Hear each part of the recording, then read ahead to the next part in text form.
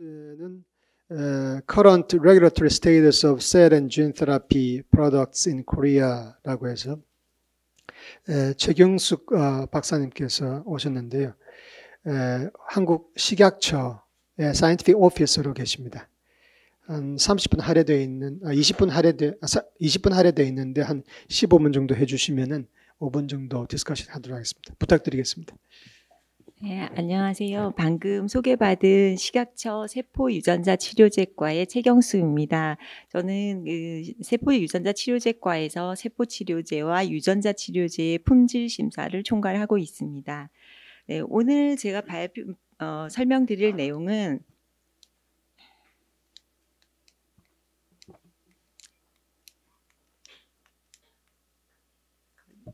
마우스로 하시면 됩니다. 마우스로요? 네. 컨트롤 A 눌러드리죠.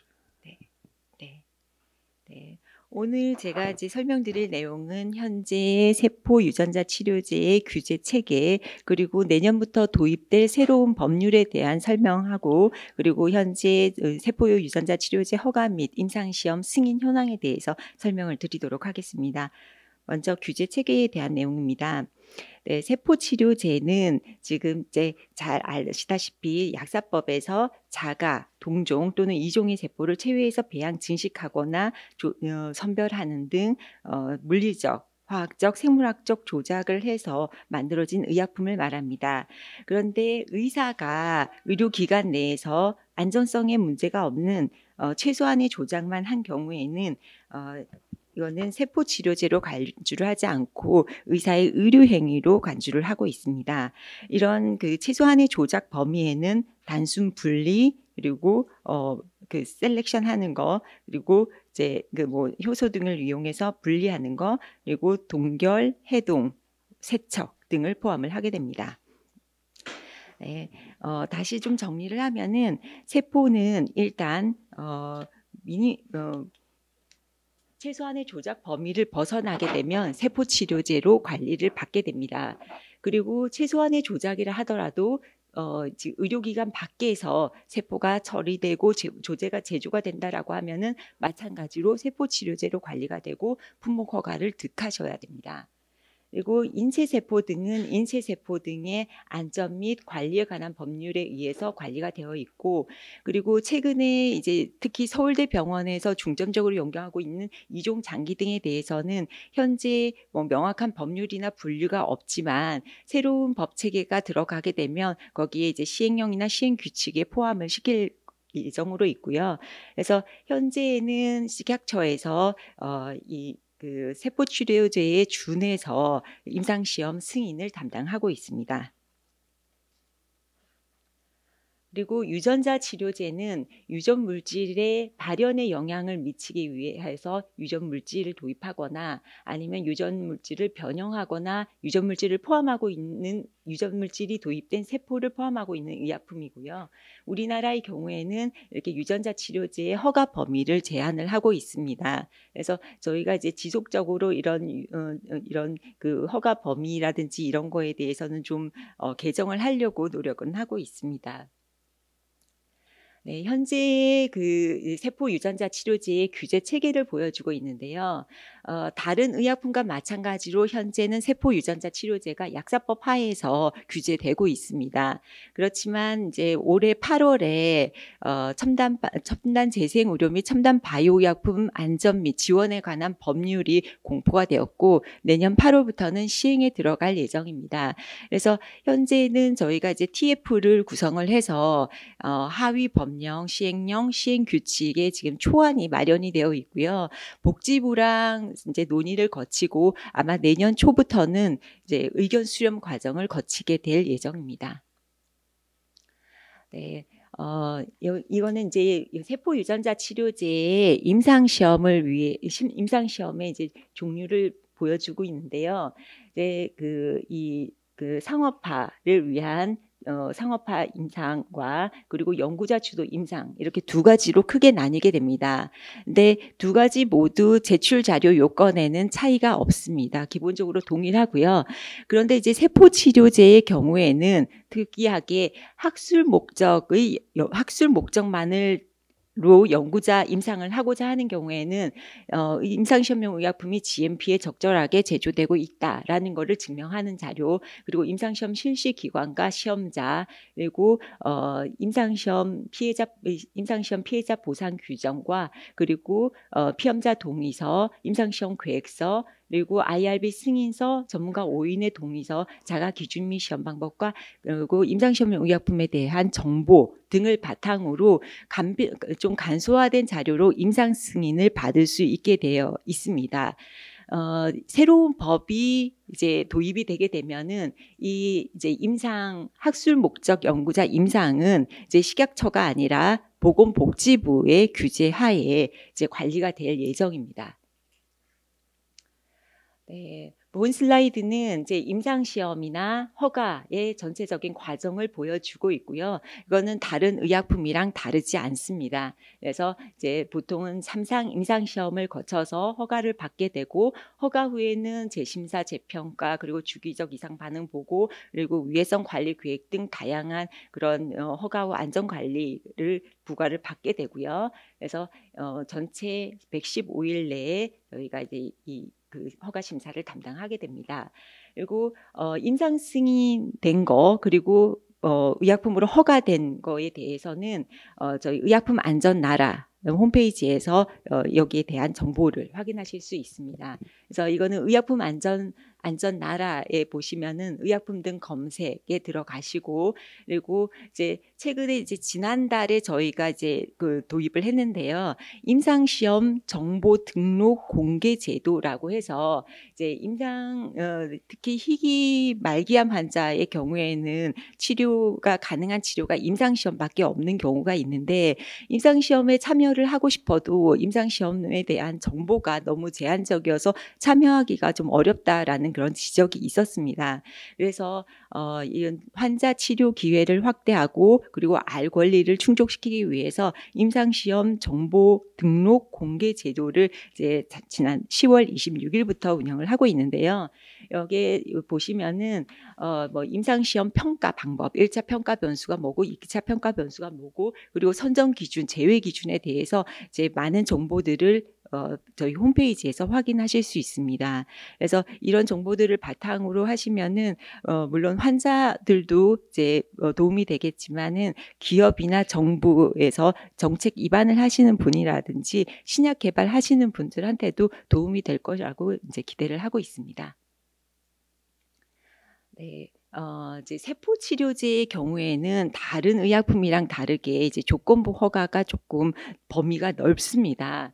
여기서 보시면은 생명을 위협하거나 중증의 비가역적 질환을 위한 세포 치료제, 그리고 자가 연골 세포 치료제, 자가 피부 세포 치료제, 그리고 이거는 다른 의약품에도 모두 동일하게 적용이 되는데요. 희귀 의약품이나 항암제 등에 대해서는 이제 2상의 결과로 허가를 받고 이제 3상의 결과를 허가 후에 제출하는 이런 조건부 허가 제도를 운영을 하고 있습니다.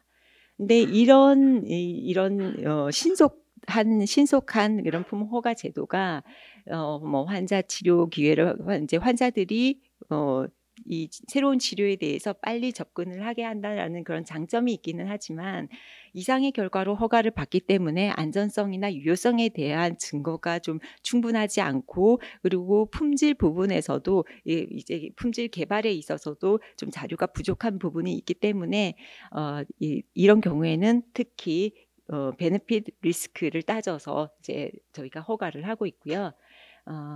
그래서 이제 이런 부분들 때문에 새로운 법 체계 하에서는 이런 조건부 허가에 대한 범위가 좀 더 좁혀질 예정입니다. 네, 그러면 이제 내년부터 시행될 첨단 재생 의료 및 첨단 바이오 약품 안전 및 지원에 관한 법률. 그래서 이제 저희는 첨단 재생 바이오법이라고 줄여서 얘기를 하고 있는데요. 이제 이 법에 대해서 좀 설명을 간단하게 드리도록 하겠습니다. 이제 이 법이 도입이 되면은 뭐가 달라지는가, 이게 가장 궁금하실 텐데요. 이제 아주 좀 간단하게 설명을 드리면, 현재는 이런 이제 미니멀 최소한의 조작은 의료 행위로서 보건복지부의 관할하에 있고, 그리고 이제 임상시험, 그러니까 첨단 바이오 의약품 뭐 첨단 바이오 의약품은 모두 식약처에서 관할을 하고 있습니다. 그러니까 학술 목적이건 상업하건 모두 이제 식약처에서 관할을 하고 있는데요. 법이 시행이 되게 되면은 이 중에서 아까 말씀드렸던 학술 목적의 임상 연구 부분이 보건복지부로 관리하에 가게 됩니다. 그래서 심의위원회의 승인을 거쳐서 임상시험을 임상 연구를 하실 수 있는데요. 그런데 다만 여기에서도 이제 사람의 생명과 건강에 미치는 영향을 고려해서 저, 중, 고위험으로 구분을 하고 있고요. 그래서 고위험의 경우에는 기존의 규제 체계와 마찬가지로 식약처의 그러니까 심의위원회의 승인을 받은 후 식약처의 승인을 득하셔야지만 임상 연구를 하실 수가 있습니다.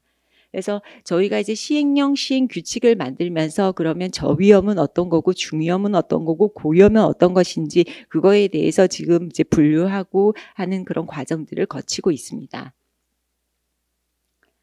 네. 여기서 이제 제도가 시행이 되게 되면 좀 달라지는 게 지금 이제 그 재생 의료는 복지부의 소관하에 있게 되는데 그러면 임상 연구를 첨단 재생 의료 임상 연구를 실시하고자 하는 의료 기관은 첨단 재생 의료 실시 기관으로 지정을 받으셔야 됩니다. 그리고 첨단 재생의료 실시 기관에 첨단 재생의료에 사용되는 의약 이제 거기에 그 사용되는 세포를 공급하고자 하는 경우에는 세포 처리 시설을 허가를 받으셔야 되는데 이 허가는 식약처에서 허가를 하게 됩니다.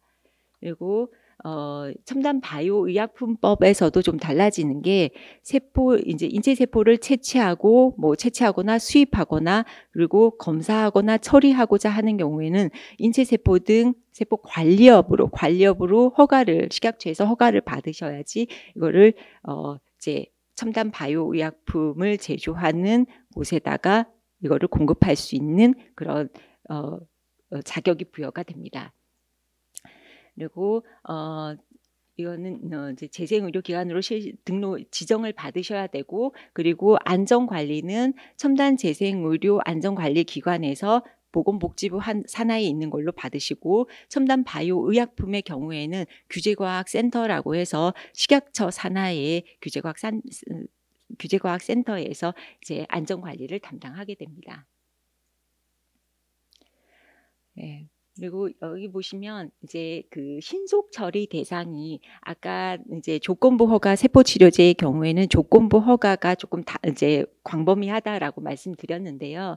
그러니까 생명을 위협하거나 중증의 비가역적 질환 그리고 자가 연골세포 치료제, 자가 피부세포 치료제 그리고 희귀의약품과 그리고 항암제의 조건부 허가가 가능하던 것이 이제는 조금 줄어들게 되는데요. 새로운 법이 시행이 되게 되면은 신속 처리 대상으로 이제 지정을 받는 그런 절차가 생기게 됩니다.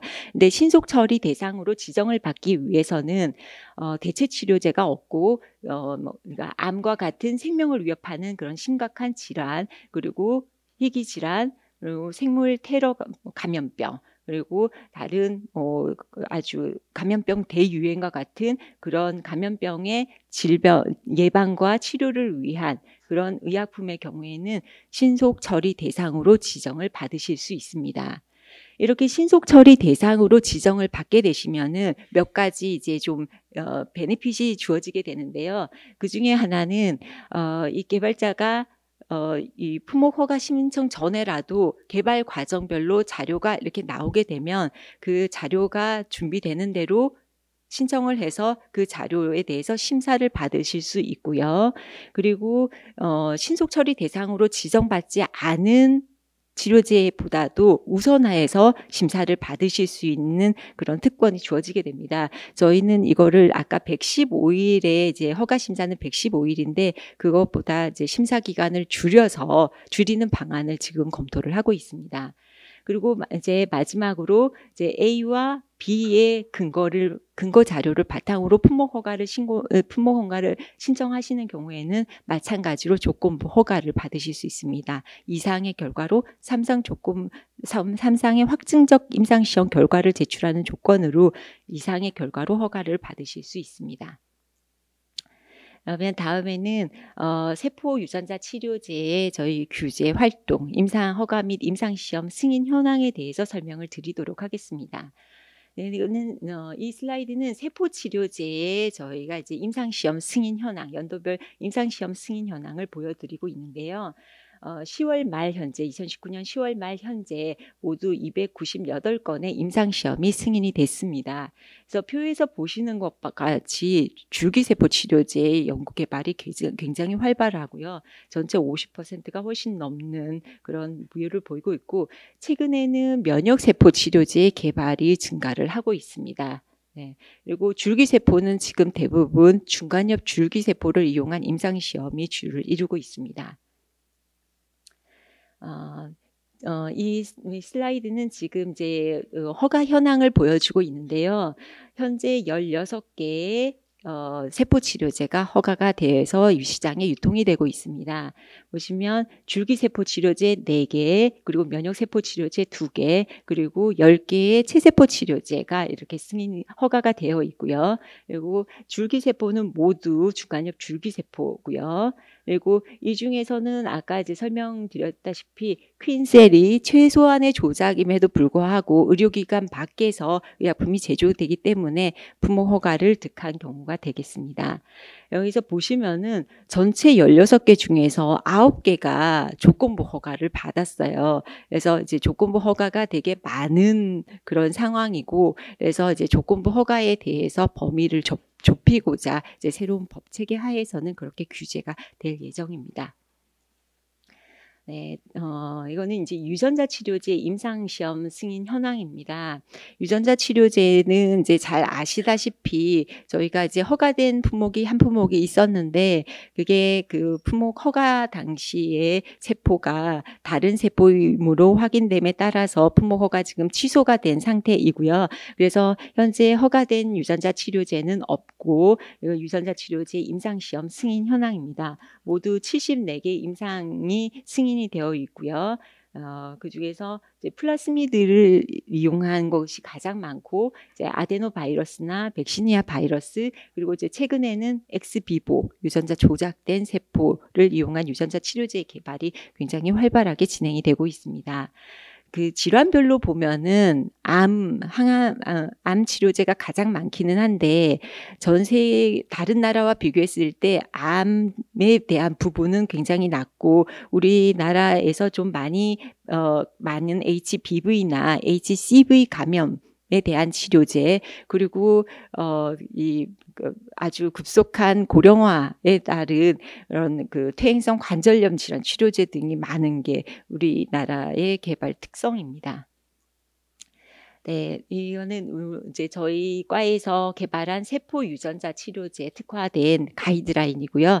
올해도 이제 세포 치료제 그 제조 방법 변경에 따라서 되게 이제 좀 이 개발자분들이 좀 힘들어 하시는 게, 제조 방법이 변경이 됐을 때 이 변경에 따라서 제출돼야 하는 비교동등성 자료에 이제 요건이 어떻게 되는가, 그런 부분에 대해서 굉장히 궁금해 하셔서, 그러면 이 제조 방법 변경별 이제 주요한 변경은 어떤 거고, 보통은 어디고, 경미한 것은 어떤 거고, 그랬을 때 각각의 제출 자료는 어떤 거를 제출하면 된다라는 거를 좀 정리를 해서 그거를 이제 좀 개발자들한테 보급을 할 예정이고요. 그리고 이제 우리나라의 경우에는 완제 의약품에서 외래성 바이러스 부정 시험을 이제 출하 시험에 이제 항목으로 넣게 되어 있는데, 이제 국제 추세는 이게 원료 단계에서 외래성 바이러스가 없다라는 게 입증이 되면은 이제 완제품에서 외래성 바이러스 부정 시험을 좀 이제 빼는 방향으로 그렇게 하고 있기 때문에, 우리도 그러면 어떤 경우에 외래성 바이러스 부정 시험을 뺄 수 있는지, 그런 그 요건들에 대해서 좀 추가한 그런 이제 세포 치료제 품질 관리 시험 항목 설정 가이드라인을 지금 개정할 예정입니다. 네, 이거는 이제 그 가장 최근에 허가된 제품이고요. 카티라이프라는 제품인데요. 이제 2019년 4월에 허가된 자가 연골세포 치료제입니다. 아마 이제 이 자가 연골세포 치료제로 조건부 허가를 받는 마지막 제품일 거라고 생각이 되고요. 이거는 이제 ICRS 그레이드 3 또는 4 그리고 결손 면적이 2에서 10 제곱센티미터에는 연골 결손 환자의 치료에 사용되는 세포 치료제이고요.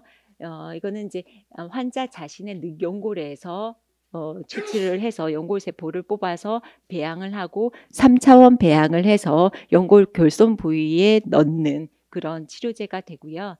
아까 말씀드린 대로 조건부 허가를 받았고 그래서 이상이 메인 임상이 되겠습니다.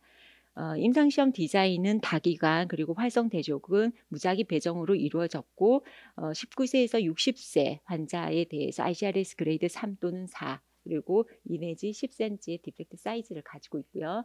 1차 평가 변수는 MRI 기반의 모카트 스코어의 변화율로 48주 시점에서 받고 그랬을 때 대조군 마이크로 프랙처 대비해서 연골 개선, 연골의 구조 개선에 우월성을 입증을 했습니다.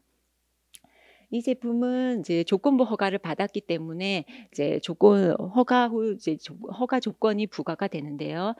리스크 위해성 관리 계획을 필요하고 위해성 관리 계획을 수행을 하고 그리고 이제 6년에 600예의 재심사를 받고 그리고 이제 그 확증적 임상 시험 자료를 제출하라 하는 거 그리고 이제 매년 임상 시험의 진행 현황과 유통 현황에 대해서 보고를 하라라는 걸로 허가 조건을 부여를 받았습니다.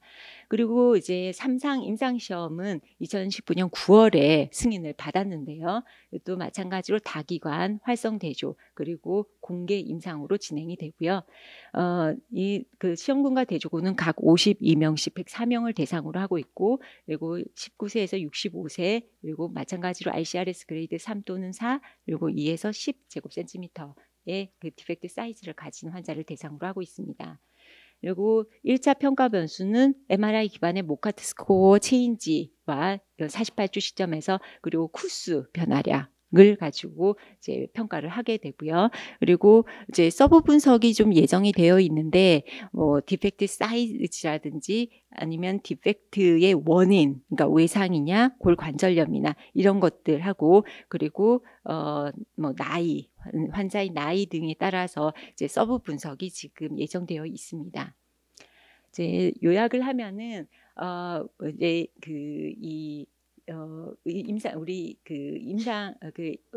첨단 재생 의료의 첨단 바이오 의약품의 특성을 반영한 첨단 재생 의료와 첨단 바이오 의약품의 전주기 안전 관리 체계를 마련하기 위해서 새로운 규제 체계를 저희가 마련을 했고 내년부터 시행이 될 예정이고요. 그리고 현재 16개의 세포 치료제가 허가가 되어 있고 그리고 이제 최근 추세는 유전자 치료제의 개발이 굉장히 증가하고 있는 그런 추세입니다. 네, 감사합니다. 예, 감사합니다. 정수 박사님. 깔끔한 강의 감사드립니다.